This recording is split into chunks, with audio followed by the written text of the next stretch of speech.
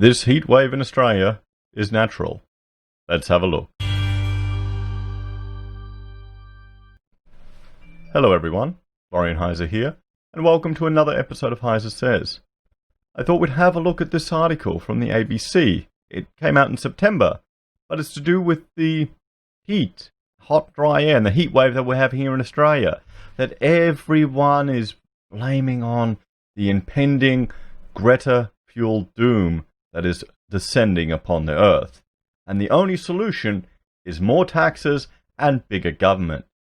Can you understand why I might be a bit skeptical about what we're being sold here, guys? What we're being sold here. So, this was sent to me by a viewer, and I'm surprised. Well, no, I'm not surprised. I'm completely appreciative why it's getting very little widespread coverage. So, a rare weather event over Antarctica is driving Australia's hot, dry outlook.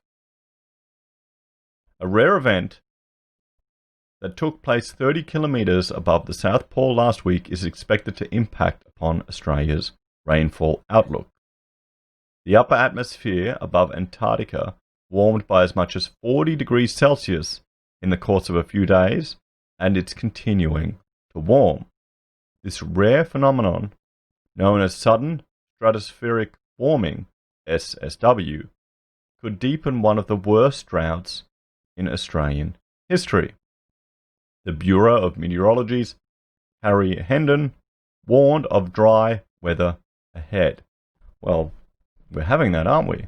We're having it. Remember, this was in September. How have the last few months been? We will typically see conditions across most of Australia, but primarily concentrated in the eastern part of Australia, become warmer and drier through spring and into early summer, Dr. Hendon said. So, I would have, let me just theory craft here. If we have a natural event, a rare event, but a natural one, in Antarctica, causing warmer, drier spring and early summer on the east coast of Australia, and we're seeing bushfires on the east coast of Australia, could these two things be linked? I would argue that they are. I would argue that this is having more impact on our bushfire season, combined with the difficulty many property owners have in being able to manage and clear their land. Just look at the case of the farmer who was done for nearly $1 million because he didn't clear his bush, his fire break sufficiently. And how much of the, you talk to anyone who lives near a state forest or a national park, how badly they're managed with regards to fuel load. Nuts. But we don't talk about that. Greta will get angry. Sorry, Greta. Sorry. I know she sees all. They paint pictures of her on the walls. SSW is rare in the Southern Hemisphere, and only one major event identified in 2002, one of Australia's driest years on record. So there you go, there's precedent for it. Dr. Hendon said similar, less intensive stratospheric warmings have been linked to other dry years in Australia. In the past 30 years, we probably had 5 or 6 occurrences that didn't quite qualify as a sudden stratospheric warming, he said. We looked at what happened over the period, and we're pretty confident that we will see an increase in temperature and a decrease in rainfall in central eastern Australia in the following months. So we can see here percentile decline ranges, highest on record, very high, and there we go, lowest on record. There you go. There, yeah. Rainfall ain't going to be good, guys. Till today. Oh wait, no, from January 2002. This was the last time it happened. So what's that going to say for next year? If we have the technology... When this occurred in 2002, nearly 20 years ago, and from then to now we've had virtually no infrastructure built to increase our potable water. 1.2% is a ratio compared to our population.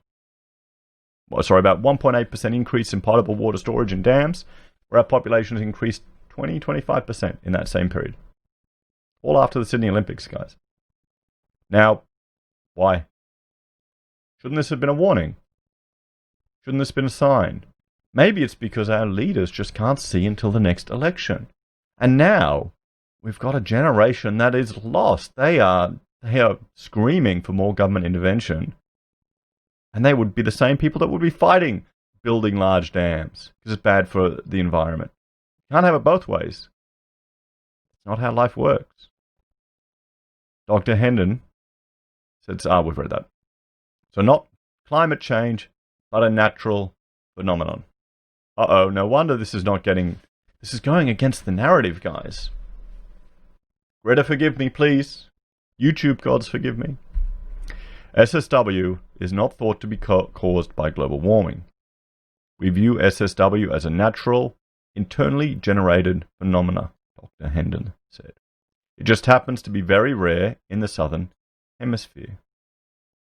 It is much more common in the northern hemisphere where SSW is associated with cold weather. Last February, the Beast from the East storm that covered much of Europe in snow was triggered by an SSW over the North Pole. So Antarctic temperatures affect Australia. Southern stratospheric warming over Antarctica causes westerly winds south of Australia to track further north, a pattern meteorologists refer to as negative SAM. In spring and summer, this negative SAM pattern brings warmer, drier air into the southern Queensland and New South Wales. So we can see a decreased chance of summer rain. There we go. Unfortunately, these are areas already in drought. That a lead author of the Bomb's Spring Climate Outlook, Andrew Watkins.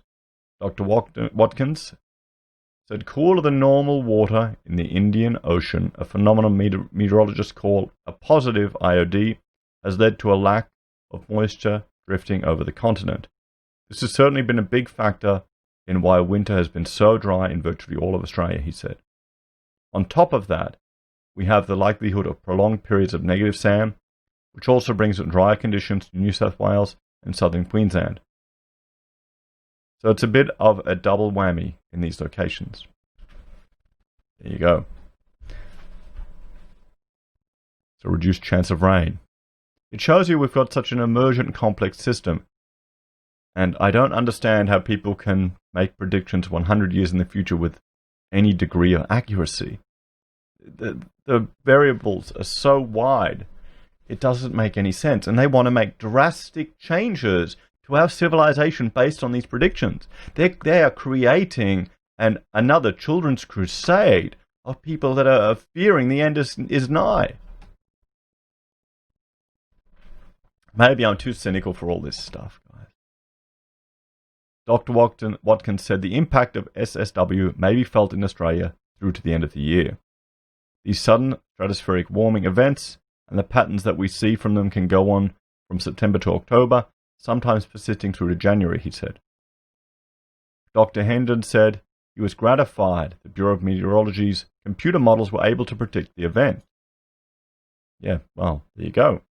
In 2002, we didn't even know about it until after it happened. We didn't know if we would ever be able to predict it, he said. It's exciting for us now that we have predictive capabilities that we didn't have in 2002. But when did they predict it? What was the forerunner? Was there enough time to actually prepare and deal for it? If we knew that this was a potential outcome in 2002, that's when we should have looked at, okay, we need to build infrastructure to allow our nation to survive another event. That would have been smart. But that didn't happen. Now you have people suffering from confirmation bias who are just seeing all these things in the news about the bushfires, who are protesting climate change, and they're putting the two together and they're thinking, oh, look, we need to live in pods, eating bugs and having a terrible quality of life. And we need to generate all our power from wind farms. It's ludicrous, guys. So here we have a natural phenomenon that could be contributing to the bushfires and the heat and the lack of rain that we are having here in Australia, guys. Australia is a dry continent. Just look at any of the old poems, guys. What's your opinion on all of this? Did you hear about this before this video? Please let me know. Thank you to the viewer that sent it to me. Anyway, guys, have a great day. Happy New Year. I will talk to you. I'll release this as my last video for 2020. And, celebrate. Don't drink too much. Enjoy the fireworks. And I will see you all on the other side in 2020. Take care, everyone. Like, share, and subscribe to the channel. If you're a fan and want to help us produce more, I have a Patreon where you can make a small donation. We also have Independent Reserve, Amazon, and eBay affiliate links, where we receive a small commission for any payment or transaction you make. And finally, we also have our very own merch, Pocket Squares at the Heise Says blog, perfect for next year's New Year's Eve party. Take care, guys. Have a great day, and I will talk to you all later. Bye for now.